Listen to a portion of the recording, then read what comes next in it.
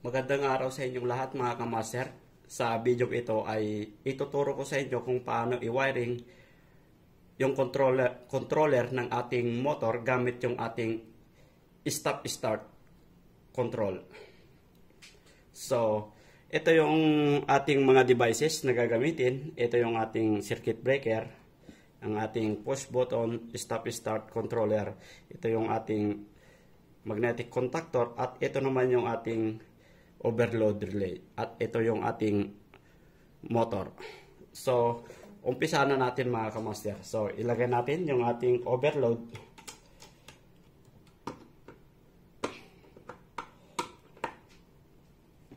So, etong stop-start natin. So, nai-wiring ko na itong stop-start natin. So, ang ating stop ito ay normally closed mga kamaster. So, itong isang linya papunta dito sa ating breaker. Line 1 ng ating breaker.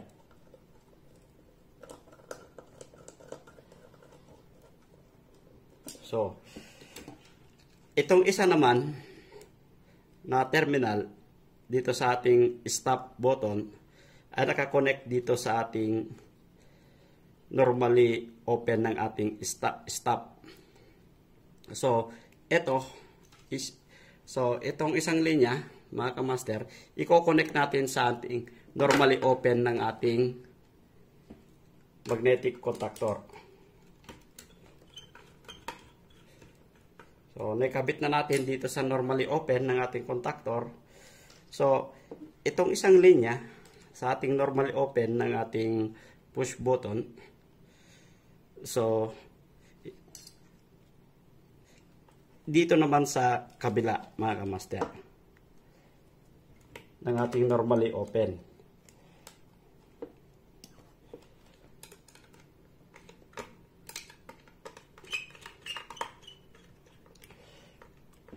So, tapos na tayo rito sa ating controller.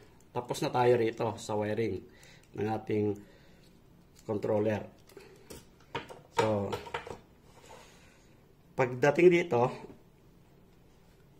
i-jumper natin ngayon ito papunta ng coil ng ating magnetic contactor. So, ayan. Itong isang wire na to, papunta ng coil ng ating magnetic contactor. So, ito yung kanyang coil.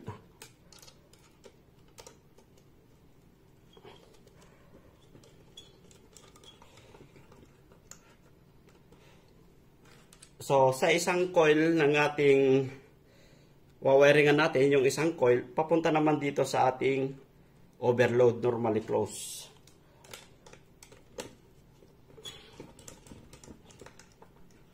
Papunta dito sa ating normally close ng ating overload.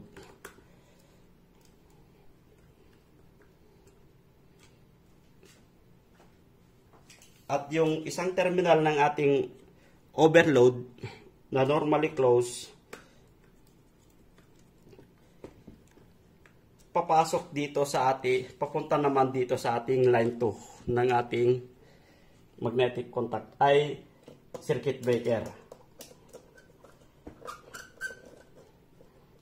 So, ito na yung complete circuit ng kanyang control circuit ng ating motor.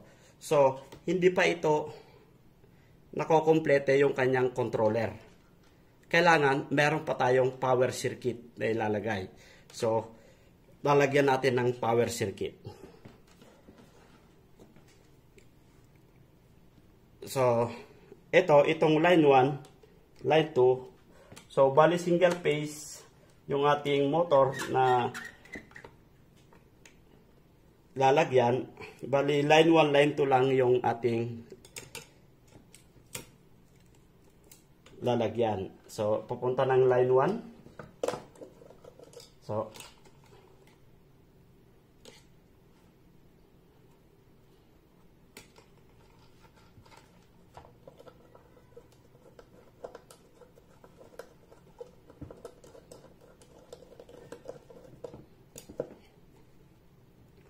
Ito naman sa line 2. Papunta ng breaker.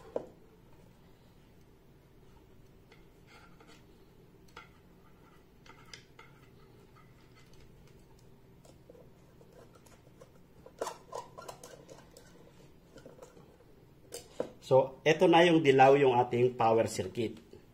So, kumpleto na yung ating circuito. Ito na yung connection ng ating motor na single phase. Dito natin itatap sa may overload. T1, T2.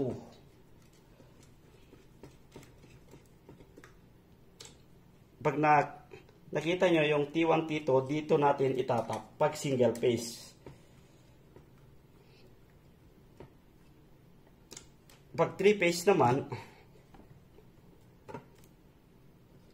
dito nyo ilagay sa T1, T2, T3. So, ayan, kompleto na yung ating circuit. Pwede na nating lagyan ng power, mga kamaster.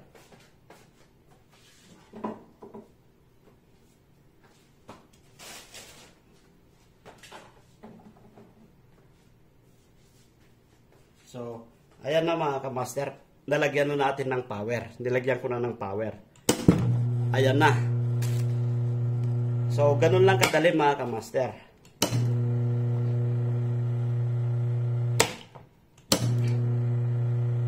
So, ayan lang mga kamaster.